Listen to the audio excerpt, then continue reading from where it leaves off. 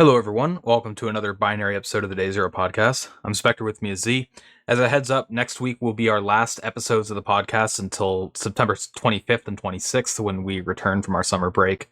We're still planning to have some content out during the summer break, but not the regularly scheduled streams.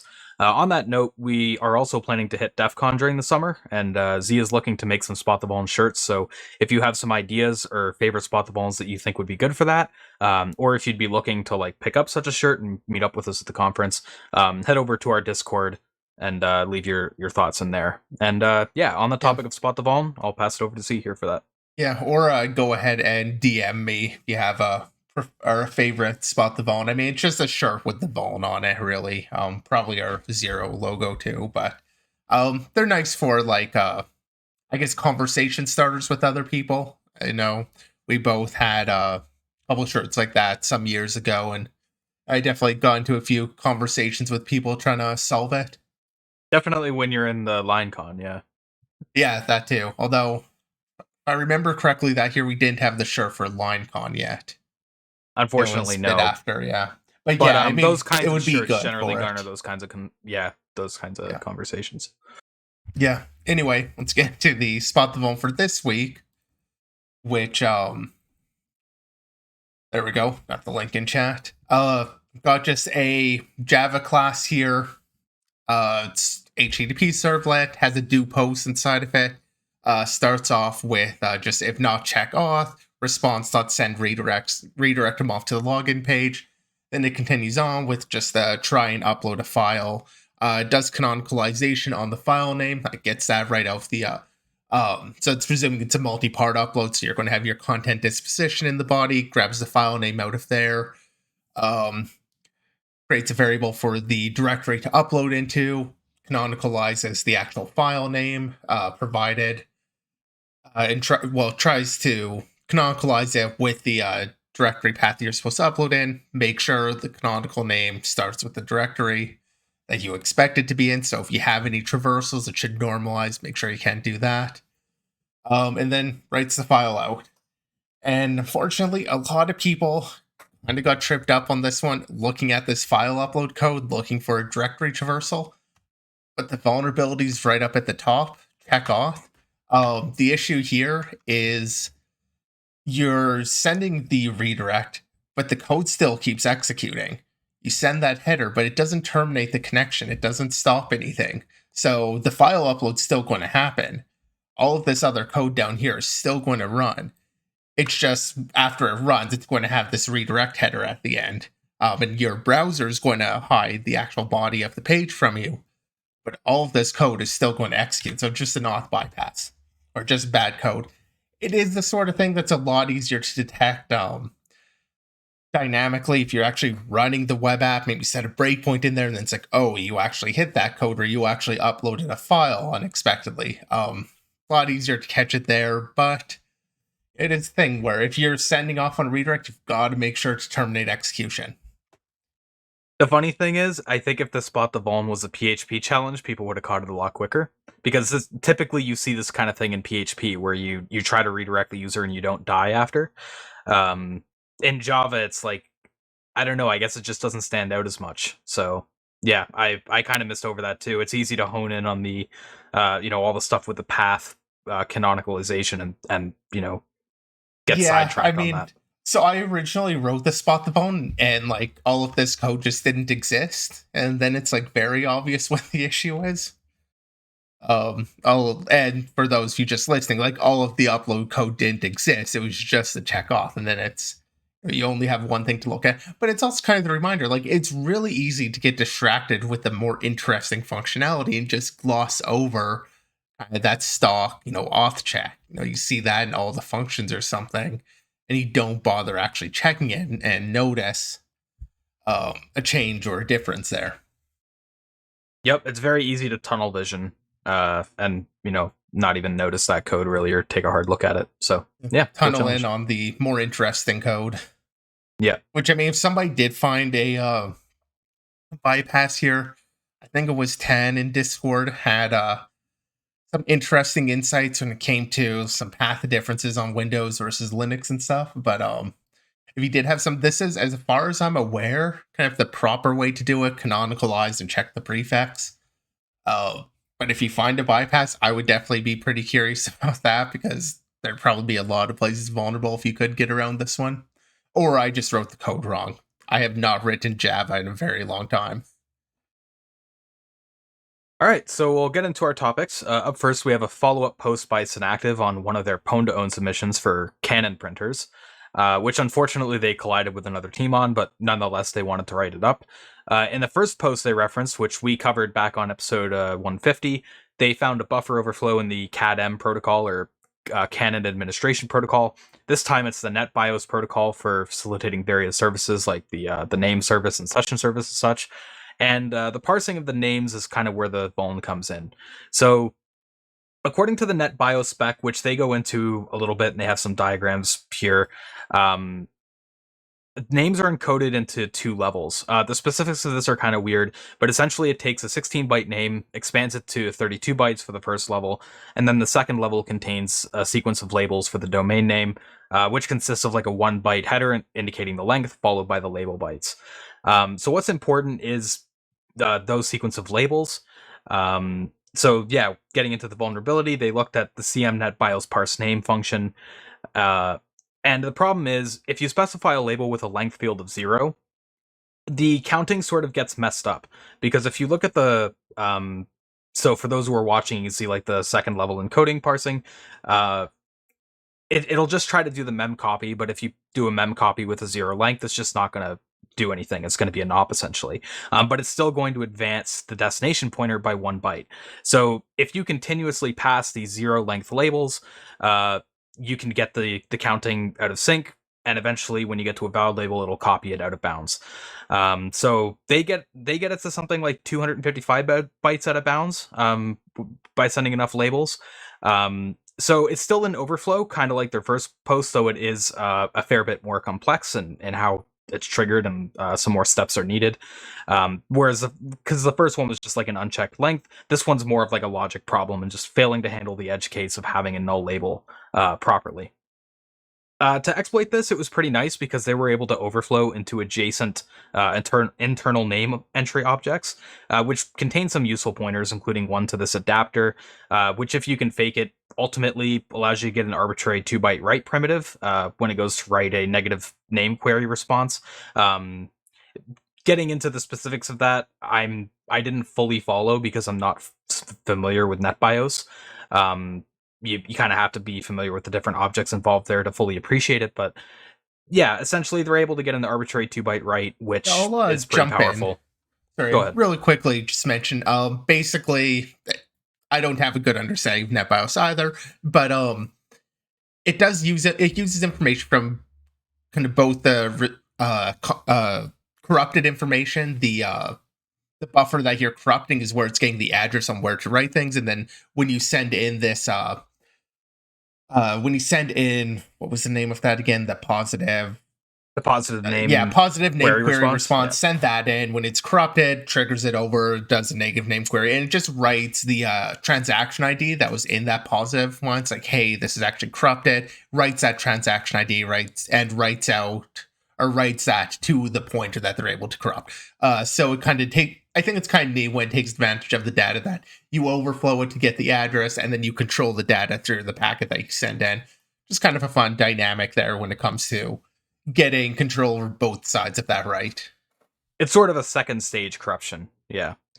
So it's quite interesting how it works. But yeah, it does get into the specifics of NetBIOS, so there are some things I'm skipping over there. But ultimately, it is a cool bug. And like I said, it's unfortunate that they collided with another team on this one.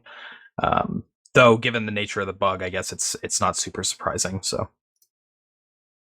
yeah, continuing on the relatively funny overflows, we have one in a chess engine, and I'll let Z get into this one because I think, Z, you're a little bit more familiar with chess than I am. I've literally never played it even one time, so I'm not even familiar with all of the terminology that's in here. I had to look some of them up. So yeah, I'll let you get into this one. Yeah, maybe have a bit more. I'm not all that into chess, but I've played a little bit. I got into it back when the World Championship was happening. or not the candidates tournament happening last year. Anyway, bug here, Stockfish. Stockfish is a chess engine, so it's one of the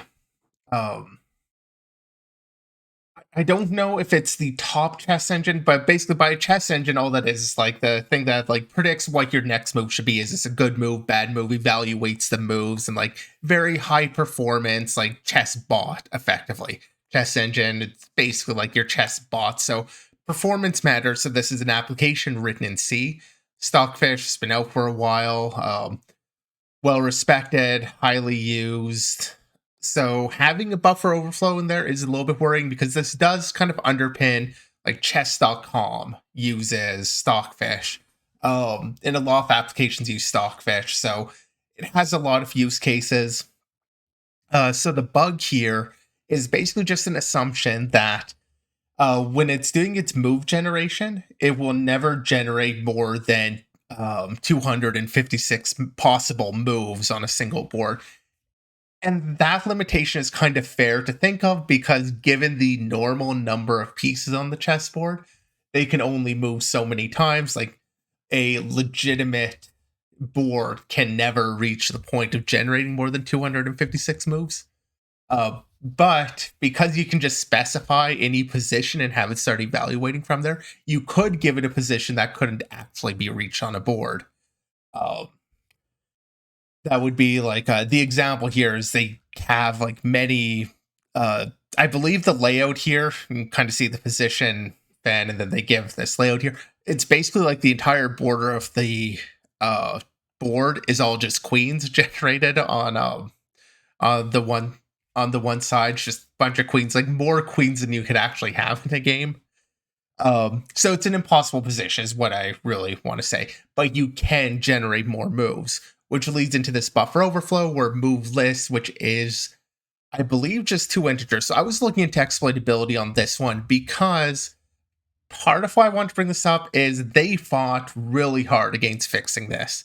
The fix is just it increased the number of max moves to be a bit higher. Well, the proposed fix. I don't Yeah. think this actually was fixed in the This end. was not. They declined to fix this because of the impossibility of like the board. They're saying you have to check that if you give it something bad, they're okay to crash. But like the argument going back and forth, and here there's one point where they're talking about, well, is this even exploitable? Yeah. I'll give you, this is quoting one of the maintainers here, I'll give you some milestones so that your PR can be accepted. Prove that the data instruct move is fully manipulable, so you can like craft whatever, do something they say, so the user, make sure code is returned to a ROP chain reliably, prove that RIP can be modified. But the one thing here, optional, prove that CET can be bypassed when the program isn't even compiled with CET. So like on both sides here,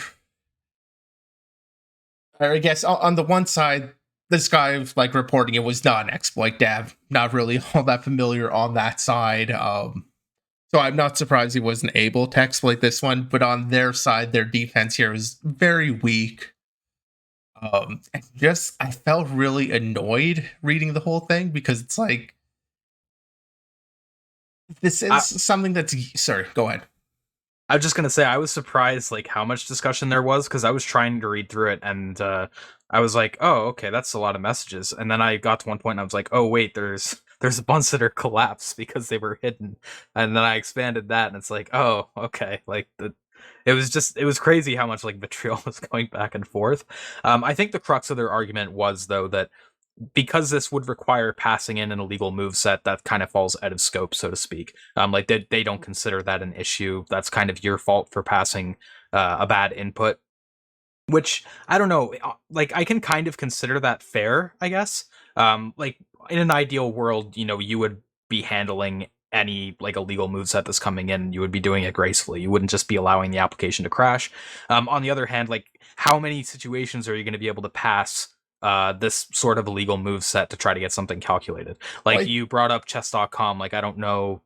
Like I haven't really used it much. But I don't think you would be able to do this. But there are other things like there's a whole like anarchy chess thing. I don't know how how exactly they're doing everything with that. It's a lot of like illegal moves. Well, they create their own pieces, and there's a lot of craziness involved there. But like there are places where people do play these odd rules of chess, and they're still using Stockfish to try and evaluate positions. There are people that like, you post a chess puzzle on Reddit, parse the image, and run Stockfish on it to see what the next move would be. So like there are cases where things may read it. Like Stockfish is widely used, so I feel like I'd expect them to have something stronger. That said, this is also a case where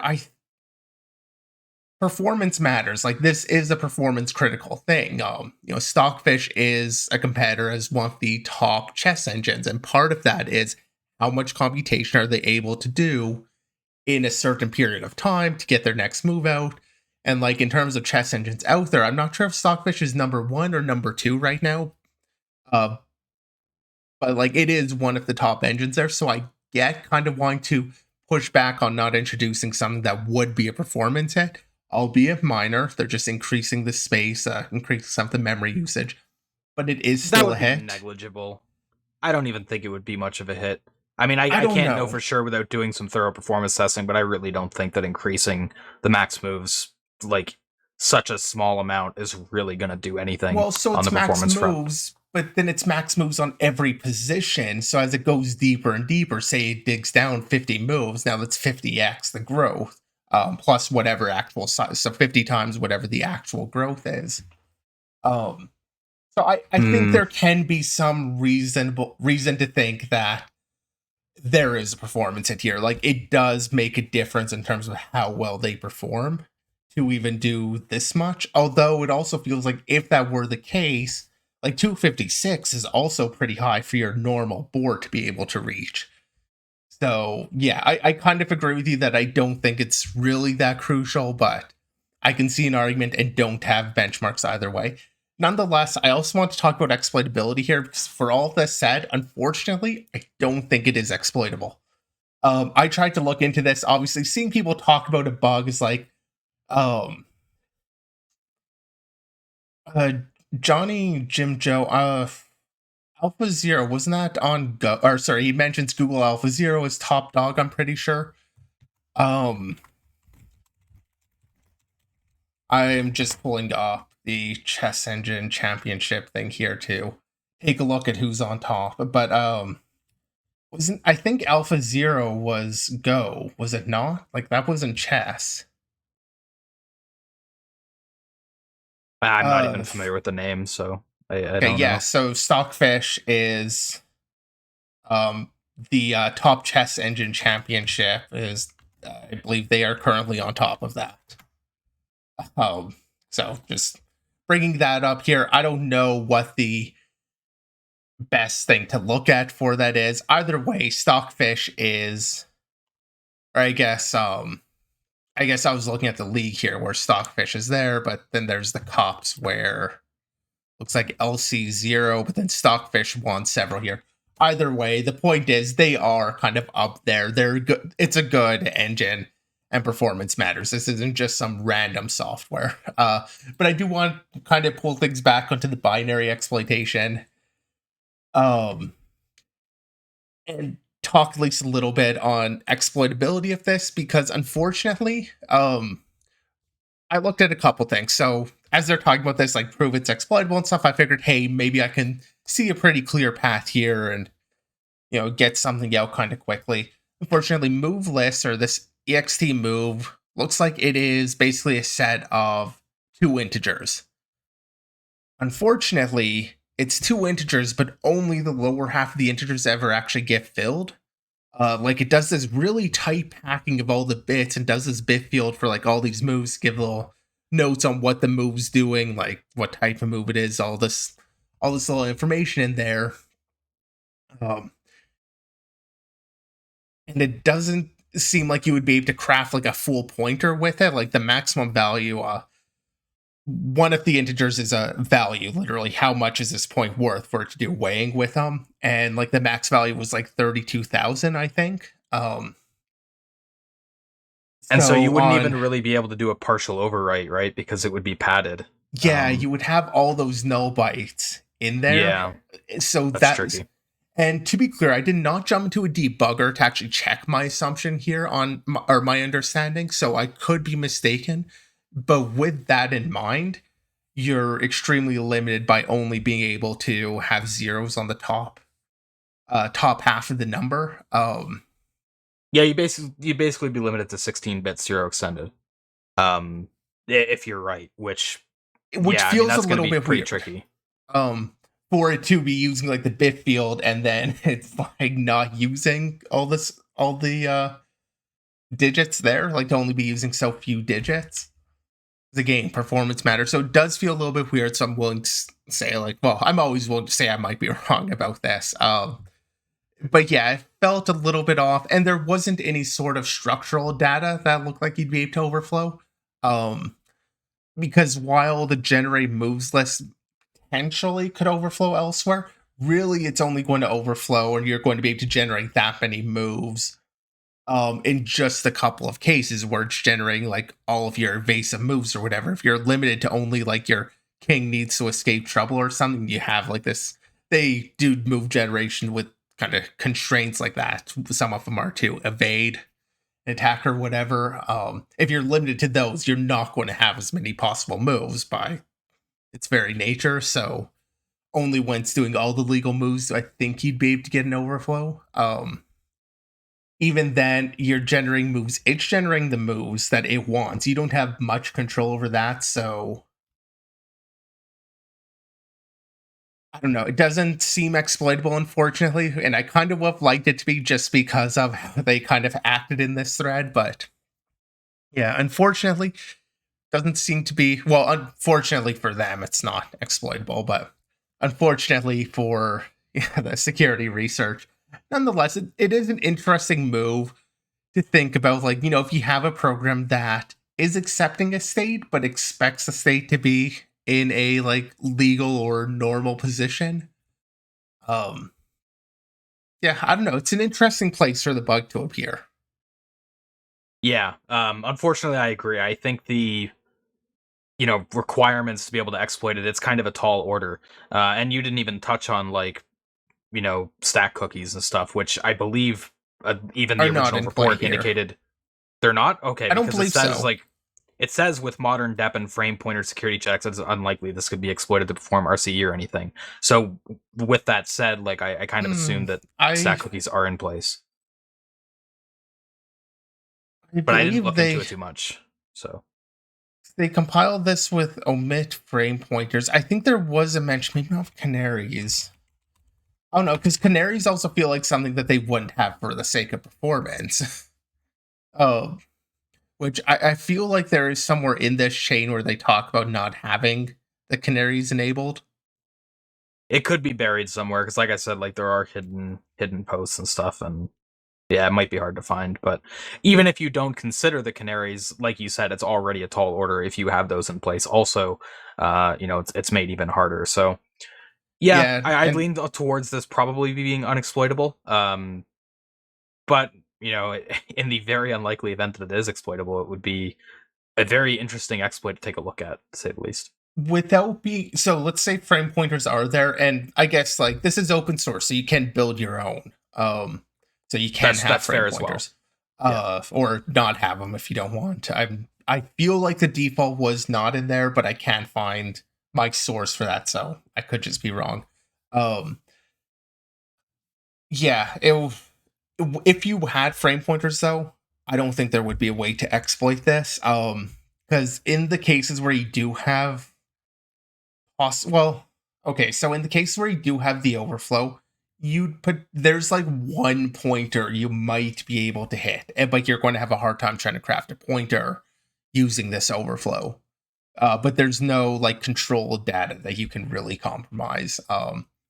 There's this state where it has like the last chain that it generated and you can go back on it, or previous state basically, that has a pointer, and that seems to be the only real target for any exploitation. Like there's no good metadata to corrupt that I could see.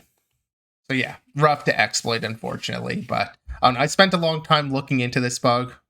Maybe not that long, but I spent a while looking at it, so figured Longer than we'd cover usual. it. Yeah. Yeah, and like I said, like I found some of the back and forth interesting. I can kind of see a bit of merit on both sides. That said, I think the performance argument is I just don't think it holds a lot of water. I I'm think not that's a kind of the fan. common excuse. It is, and I'm not a fan of saying like, okay, performance is worth the trade-off in most cases. The reason why I'm kind of at least okay with it. So like if this were a web server, if this were Nginx or something, I'd say performance isn't worth the trade-off. Like you should go for security. But specifically when this is a competitive piece of software and like the competition is about performance, like that's where it does feel a little bit different to me. Like it is a very specialized, a very specific case where I'm like, okay, I'm kind of okay with claiming performance here. But yeah, I'm generally not a fan of letting performance be the excuse. Yeah. And actually, on that note, something I meant to bring up earlier, and I kind of skipped by in lieu of other stuff we talked about. The like original poster of this report had suggested a more performance conscious solution as well, which was just to prevent generating moves for any position with more than 16 pieces for either side. Um, which again, like that would be fair because that's not a position you can reach from any normal game state. So yeah, I don't know. It's a bit of an interesting situation, but ultimately, I think the solutions would be like fairly simple and effective here, but they just weren't implemented. So can't go any further on that. Yeah, and without actually having the benchmarks, that's another reason why I hate just rejecting on the case of like, oh, it's for performance without actually having the benchmark to say performance would have been negatively impacted. Yeah. Like, I don't know. I don't like how they handled this, but they're open source. They're not a security product. It's a niche product. Yeah. They have a lot of kind of specialty things going on here. And it's also in many cases probably not something you can trigger, and if you can trigger it, also probably not exploitable. So, there's mitigating factors on the other side too. But yeah. Yeah, like this wouldn't be exploitable on something like chess.com that I mentioned. Like they wouldn't you wouldn't be able to create such a position there unless somebody found a legal position that could generate uh that many moves. Yeah. Which doesn't seem in my head, like doing quick mental math doesn't seem possible. All right, so we'll jump into our next post here, which is two vulnerabilities in VirtualBox, an out-of-bounds write and an out-of-bounds read in the TPM and BGA subsystems, respectively. So they chain together quite nicely. Starting out with the out-of-bounds write, VirtualBox exposes the ability for guests to use the TPM or Trusted Platform module, and so if that's enabled, it'll emulate the memory mapped I/O for the TPM, which is at this hex FED 40,000 region. The MMIO handler on the VM side will take the number of bytes accessed in the region as the CB value. And the problem is on the MMIO read handler, they kind of just assume that the CB value is 8 or lower, thinking that a user is only going to, read or write a keyword at max. So they just have like an N64 for the CB value. And yeah, they just memcopy the attacker controlled command response into the 64-bit int on the stack. So if you use some special instruction that does more than an 8-byte access, so think like ABX 512 on CPUs that have it, or in this case, x87 support, and the FXR store 64 instruction, you could get 64 bytes written and get a 56-byte out-of-bounds write of seemingly fully controlled contents. Now, of course, there is ASLR, and this is where the out-of-bounds read comes into play, which is in the VGA module. Again, there they looked at the MMIO read handler, which would use a guest-controlled address to index into the VGA frame buffer. And while it tried to check if the address was within the size of the frame buffer, it wouldn't consider that the array is being accessed as like a uint32 array. And so the index is actually 4 times the address, not just the address. So the checking isn't really sufficient there. Somewhat common issue to have when you're not considering how you're indexing into your arrays. I think I've seen a few of these types of bugs before, Yeah, especially at like the OS level. we've covered this sort of thing before. I'm pretty sure it was even a spot the bone at one point. I mean, part of it's also just the casting. If you do the casting, like in this case, when you're converting the whole thing into the int32 pointer rather than maybe taking although your result would only have the 8 bytes then. But yeah, I mean, I like this bug quite a bit just because of the fact there is the size check there. At a glance, you might not think much of it because they do check the size, but ultimately that size is just the wrong value to check. Well, done incorrectly, basically. Yeah. So that gives you the out of bounds read. Exploiting this was a little bit trickier than the author hoped for, since the heap layout is fairly unpredictable. It is virtualization. It is going to be doing a lot of complex things. So the heap shape will change quite drastically between runs. So they did have to apply some heap shaping here. For heap spraying, they use the host guest communication manager message call object, which you could spray quite freely by just like invoking service calls. And it's also a pretty nice object too because it has a vtable pointer. It also is like a doubly linked list, so you can leak both heap addresses and code via the previous and next pointers as well as that vtable. From there, once you have ASLR defeated an IP hijack, it's a matter of ropping it. They do go into some details on the tail end of the post about optimizing their exploit and getting into some Windows-specific tricks to try to improve speed and reliability. I'm going to skip over that mostly here, partly because it's so specific to Windows, partly because I don't have all the background information there to cover it properly. But that information is there if you want to check it out. But yeah, I mean, whenever you see these memory corruption and virtualization, it is interesting to cover. Something that I think should be that I do want to call out here is the fact that the first vulnerability with the out of bounds right, uh, TPM being exposed is like an opt-in thing. You do have to have it enabled, which it seems like it isn't by default. So that is a bit of a mitigating circumstance. I don't really know how often you would want to be exposing the TPM to the guest in this way. But maybe there are some scenarios, especially in enterprise. So I don't want to, say that kills the chain completely in terms of how useful it is, but it is a mitigating factor. But yeah, it's neat to see these two vulnerabilities and how well they can chain together. And VirtualBox isn't one that we cover quite as often. Usually, we do have the focus more on like VMware and especially like Parallels Desktop. But yeah, Parallels lately, VMware quite a bit because they actually are worth something to have a bug in. VirtualBox isn't damn, quite throwing as shade. well. I just mean like you look at something like 0DM or something like that. VMware they'll pay for. I don't even think they'll pay for VirtualBox, or it's like a completely lesser tier. Was this Pwn to Own? I don't think so. Oh, yes, it was, Yeah, this actually. was. Yep, Pwn to Own Vancouver. So Pwn to Own, at least, so ZDI is paying out for it. I guess ZDI pays out for whatever. But it's part of Pwn to Own, I guess.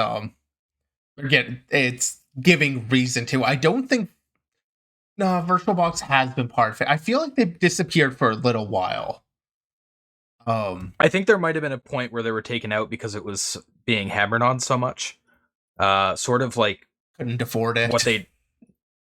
Sort of like what they did with Ubuntu, where they were like, "Oh yeah, we're not taking anything except for kernel stuff now." I think it was kind of a similar situation. I might be misremembering, but I think you are right. I think the thing with VirtualBox is just I don't think it's as popular in enterprise as VMware is. It's kind of seen as like the budget. Like if you don't go with VMware, you go and because like you can't afford it or it's not in the budget, you go with VirtualBox. Like it's kind of the second choice of most people. But there's still, Hyper-V too, which I mean, if you're already in the Windows corporate environment, Hyper-V is usually there already on your Windows install. Yeah. Rudimal mentioned maybe if directly mounting an encrypted drive or something. Yeah. That could be something, but I think you would probably use like shared folders or something for something like that. So I don't know. I'd be curious on how much it's used. I could imagine other case for like you just want to have DRM accessible over it, like a level 2 DRM or whatever. Just want to have that available inside of a VM. That would then require hitting the TPM. So I could see reasons to expose like TPM like that. Yeah. Through the virtualization. So there are reasons for it. We don't have stats. to go into the details on how common it is, but it was enough that like it was part of Pwned. Like Pwned allowed it or had that as their default, so it was at least a setup they were willing to pay out on. Which is a fair point. Like that does hold some weight to it. So yeah. And yeah, like even though VirtualBox isn't used as much as perhaps some of the other virtualization clients, it is used. Like it's definitely not nobody's ever running this software. And VM escapes are always impactful because it's a big part of the threat model for virtualization. So Yeah, and I yeah. mean VirtualBox, so at the very least, with that being open source, you can build on top of it. So I could imagine more on like the, I don't know for sure, but on malware analysis side of things, building tooling on top of VirtualBox perhaps. Making it a bit more used in that sort of environment where you actually want to do more than just have virtualization, like do more than just use it as a tool. Mhm. Yeah, kind of extending on it. I could see that for sure. But yeah, ultimately it comes down to these two vulnerabilities. Just poorly implemented MMIO read handlers. It seems to be somewhat common. We've covered a few posts with memory mapped.io. The ones that come to mind are like the CTERT PS2 emulator escapes. They were based on MMIO handlers being faulty. Seems like something that's maybe not looked at as much, or just the code quality isn't there compared to like other systems that have been hit more. I feel like So we've covered a something to VGA keep. bug too before.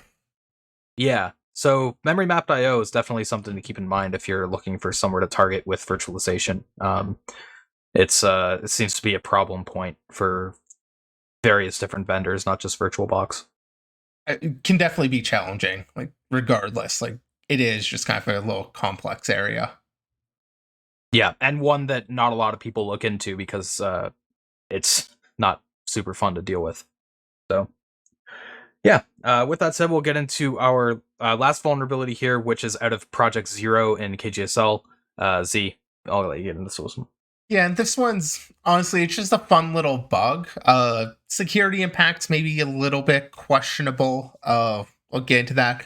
But this deals with an Adreno or through a KGSL bug. Uh, Qualcomm Adreno being like their GPU.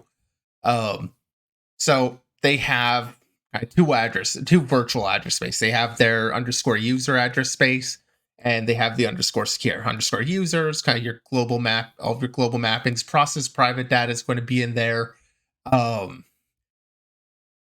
when you issue the GPU instructions readable out of that address space.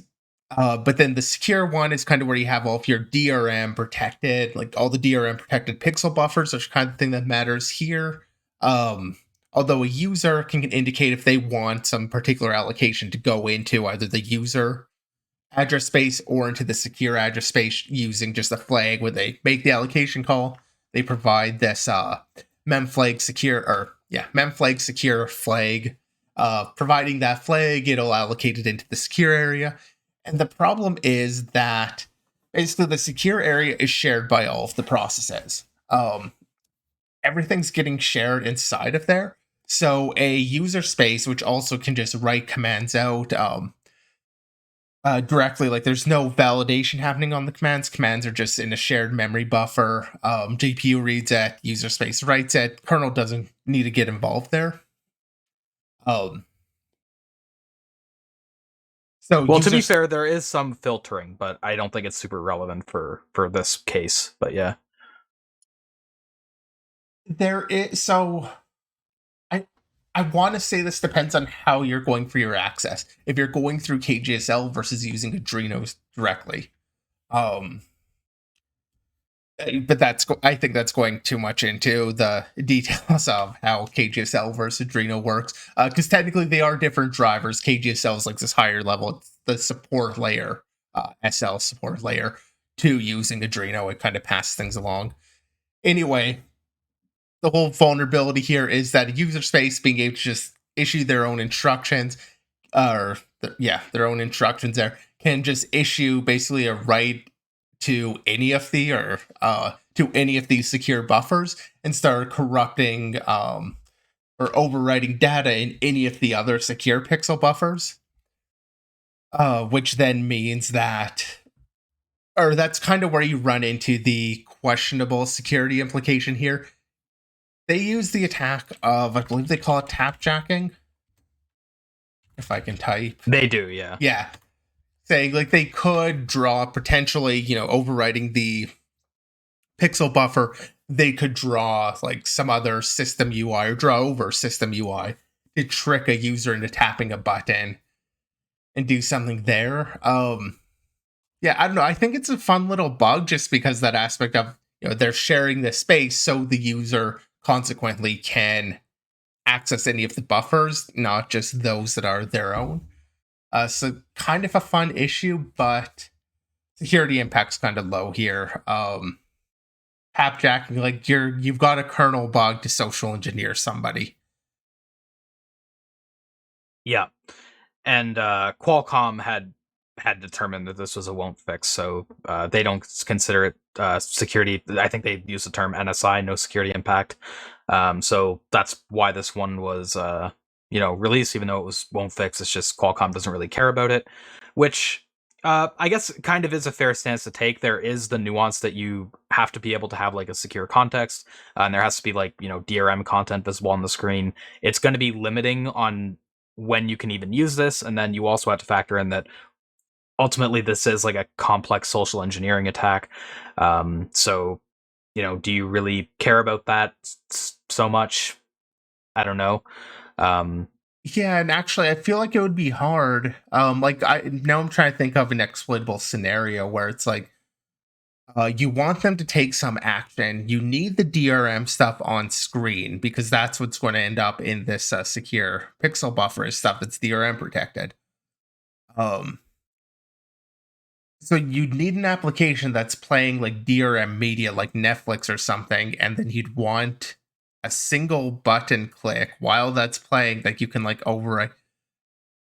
I'm having a hard time imagining a scenario with DR. Like I don't know. it's a stretch for sure. Yeah, So it it is falls an into interesting bug though. Yeah, I was just about to say it falls into that unfortunate category where it's a cool bug, it's cool how it works, but ultimately the security impact is it boils down to like social engineering, right? It's similar to a bug that we covered recently with being able to inject into SE password. You might be able to pull off a social engineering attack by making a sysadmin think you're a privileged user when you're not, but you know the amount The of times you're going Etsy. to be able to take advantage of that is going to be pretty small, if ever. So yeah, it's unfortunate. It's probably the first won't fix bug that I've seen out of Jan Horn in a while, I must say. It's pretty interesting in that way, but I kind of see Qualcomm's perspective on it. I think it is a fair stance to take, but it doesn't take away from the coolness factor of the bug. Taking advantage of your access into these global buffers, it's cool. It's taking advantage of more of a design flaw type issue. So Yeah, and that's I think a lot of what we've been seeing out of Jan and in Adreno lately has been that sort of issue, which is really neat to see. yeah, for sure. All right, so getting into some of our shoutouts, there was some information posted on Rep to ASLR. Um, Basically another like speculative side channel type attack. We can't, we didn't really want to cover it fully because there's some stuff I don't really understand about it, to be quite honest. So basically, they take advantage of leaking pointers to the branch target buffer. Um, and the way that kind of works is they're able to collide their BTB with another processes, um, and use like an attacker gadget to try to, speculate on what that address is that's being returned to. It's quite complicated. They do lay it out in this document here, and they also have public proof of concept code. One thing that I don't really understand why this works is I don't know why the branch target buffer isn't flushed on a context switch, because like other buffers that are similar to this, so like the translation look-aside buffer, for example, that gets flushed on a context switch. I don't really know why the BTB isn't, but for whatever reason, because it isn't, you can create this scenario where you can uh, defeat ASLR by trying to leak these return addresses. It's kind of interesting how it works. I don't know how like usable it'll be. Like it's going to be somewhat specific to your attack scenario if you're able to use this. Though it is less limited than some of the previous attacks. Like I think they say it's more practical than Ret Bleed, because that kind of required you to have a gadget in the victim process, whereas this doesn't. But yeah, there is some interesting details here. I don't fully understand how it works, so that's why we're not doing full coverage on it. But it's something to be aware of. Maybe it's something you can, throw in a chain with other issues or something. So definitely didn't want to ignore it. But it's somewhat complicated with how it works, and I don't understand all the subsystems that are in play with making it work. So Yeah, worth a shout out, but like you, I mean, it's kind of getting more low level than I am comfortable with. Getting into yeah, all the kind of CPU stuff. At that, but it is interesting to see, as they call it, kind of the reverse Spectre. Well, the reverse Spectre BTI like scenario. Kind of fun to see people just taking a different approach on the old bug. I mean, it's not that old; it's just a few years, but on that bug class too. Basically target attacking yourself rather than attacking a victim process. yeah. Our other shout out is around Apple and their failure to fully reboot iOS simulator copyright case. I believe this is around Corellium. Yeah, it is. Yeah, this is So the we talked about Corellium. We talked about this case quite a while back. I feel like it was I should have I looked think it was up a the few date of it. times. Yeah, and I feel like one of the last times would have been like September, maybe a year ago. I guess it wasn't last September, so yeah, it would have been September before that. I feel like we talked about it. Anyway, basically, I feel like finally the case isn't really getting revived. They've kind of said Corellium, wasn't copyright infringement to build up their emulator for like security testing and all of that. The reason why they say they failed to fully reboot this one, because where they did leave it is like the iOS assets, like images and like the phone background could be copyright infringement, but that is such, I think, a side issue from like the core thing here about like iOS. That while they did say like lower courts should review the infringement of like those images, I'm not a lawyer. My guess is like that's an interoperability thing because they don't have the degree of control if they're using iOS signed and all of that. To just change that, it's necessary for interoperability. So like they get it passed, but I'm not a lawyer, and obviously some judges decide somebody else should review it again. So there's that aspect, but it is such a minor part of this case, and like the key thing is that Corellium's basically okay to keep going with their iOS emulator. Covered under fair use. Yeah. Yeah. And that argument with like the image assets and stuff feels like such a cope argument where it's like, oh, we couldn't win that. Okay, let's try to win something. Like, uh, Well, yeah, this was the judge coming back saying that Apple's claims that should go to the lower court. So the judge was basically saying like, yeah, hey, this area still may have merit, but we're not deciding that. yeah. But yeah, did just want to bring it up because we have talked about it before. As per usual with legal cases, they're pretty slow moving, so it's been a while since we've talked about the Corellium stuff. That said, it will be in the show notes, and we'll link it in the description to our discussion on that. Um, but yeah, don't want to rehash over it all here because there's not really any new information on that front beyond the fact that it's kind of over. So yeah, wanted to shout out that it's been concluded, but check out that previous discussion if you're interested in some of the nuances on that. And again, as we always like to say when we bring up these cases, it is mostly just our opinions on it. We definitely don't have any legal expertise. But yeah, it's been an interesting case for security research as a whole because Corellium is a super useful tool for doing iOS research. It's sort of like necessary because of how Apple is with keeping their devices locked down. Um, being able to simulate or emulate iOS in that way is extremely useful for iOS research. So it was pretty important that it was able to hold up against Apple's, attempts to take it down. So And not even like iOS research against iOS, though it has its use there. It's definitely useful on like bug bounty and like the higher level, just doing things on iOS applications because of the level of access you get to the device. yeah, application security testing is also boosted because of they have like a debugger and everything. So very useful set of tools. So yeah, with that said, I believe that's everything that we have for the week. So unless you have any parting thoughts, we'll wrap it up there. No more shoutouts. All right. So as always, thanks goes out to everyone who tuned in. If you want to go back and check out past episodes, you can find recent ones on Twitch and all of them on YouTube, Spotify, Apple Podcast, and more links off Anchor. Feel free to join our Discord and follow us on Twitter. Links to those are down below in the chat as well. Like we said at the top of the show, feel free to shoot some ideas in the Discord or DM them to Z for the Spot the Vuln shirt stuff if you have some thoughts on that. And we'll see you next week for our last week of the podcast before the summer break.